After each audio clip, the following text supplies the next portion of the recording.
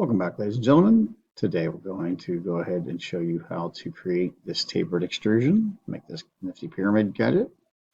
So I've got a pyramid shape, and you can see that it comes to a fine point. So you might be wondering yourself, hey, how can I do that? Well, here's how. So we're going to start by creating a sketch on the top plane of our workspace. So create a new sketch. Create a new sketch on the top plane, and we're going to take that sketch and we're going to create a rectangle. So in this case, I'm going to use the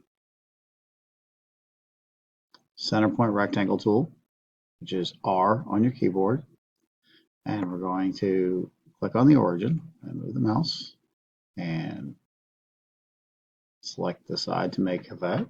I'll dimension one side. And then I'm going to use the equal constraint, which is E on the keyboard, where you can grab from the drop-down menu, and then select both sides, or two adjacent sides, of the square, or the rectangle, making it a square. And then we're going to go ahead and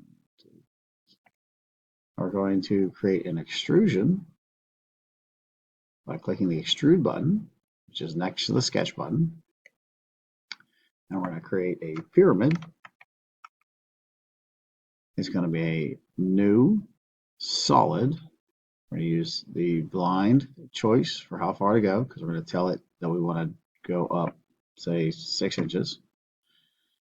We're going to choose the area, which says blue, faces and sketch regions to extrude. So I'm going to click that area. It's a little bigger than it really needs to be, but that's okay, because we're going to draft it and make it a pyramid. So most of that will just disappear. So I'm going to hit the draft button, which, as you can see, puts a taper on it. Of course, we want it to taper in, and right now it's tapering out. So to change that direction, down in the draft angle, you can choose opposite direction. And we're going to go 15 degrees. Be our key. Actually, 10 degrees. Let's go with 10 degrees. There you go, 10 degrees. And that creates the pyramid. You can play with different angles and different directions to see what happens, but this is what it works. This is how it happens. So pyramid is an extrusion of the rectangle sketch. We extruded a blind distance to 6 inches.